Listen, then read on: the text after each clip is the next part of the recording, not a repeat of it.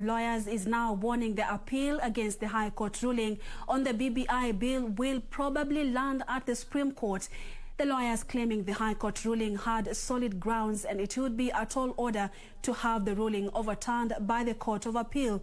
The argument they base on part of the ruling they say will require constitutional interpretation which the Court of Appeal cannot render. Serafina Robi with the details. It will be a titanic battle by a team of lawyers seeking to stay the High Court ruling on the BBI bill. A section of lawyers warning that overturning the ruling will require the AG, IEBC and ODM leader Raila Odinga to play their cards well, as the High Court has set the bar so high in its ruling. Matters on court. Lawyers Henry Kuroka and Dunstan Omari, though holding divergent views on the judgment, want something urgent must be done to insulate the president from any litigation going forward. The president is exposed. He's naked. He's vulnerable. Anybody can go to a petition for impeachment and the president will lose his job. The two say the Attorney General must crack the hard nut and ensure the king is not exposed to any Tom, Dick and Harry.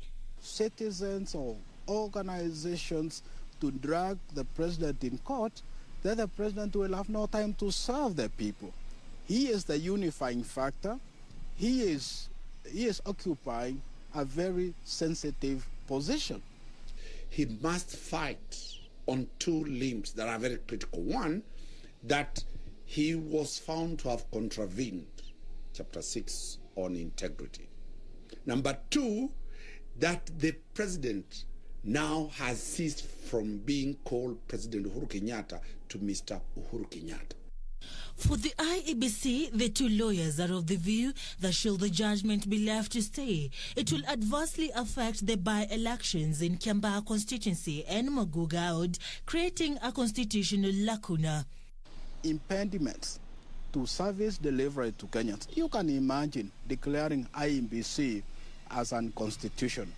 That prejudices the status of the by-elections that have been held since the other commissioners left.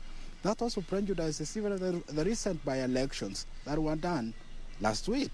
What we are likely to see is somebody rushing to court now to stop the by-elections of Kiambaa and the Muguga ward because based on this judgment, and it's going to be a legal lacuna how the judges are going to decide, because there'll be two persuasive judgments, one by 5 judges, one by 1 judge. For them, the judgment has virtually grounded IEBC, which has now to confront two judgments, one stating that the quorum to be 3 and the other placing it at 5 from the same High Court. The law, the Constitution says a commission is complete if it has 3 up to 9. That's the composition. But the schedule, the Elections Act that creates IEBC says a quorum is supposed to be 5. The two are, however, unanimous that the appeal will definitely end at the Supreme Court, as some part of the ruling will require the highest court in the land to arbitrate. And this is my prediction.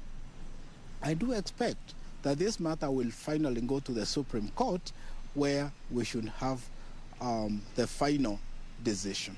Well, the Attorney General and the Independent Electoral and Boundaries Commission will now have to wait and see whether the Court of Appeal will grant them the stay orders they seek against the implementation of a judgment issued by the High Court on the 13th of May on the Building Bridges Initiative. For Channel 1 News, I'm Serafina Robi.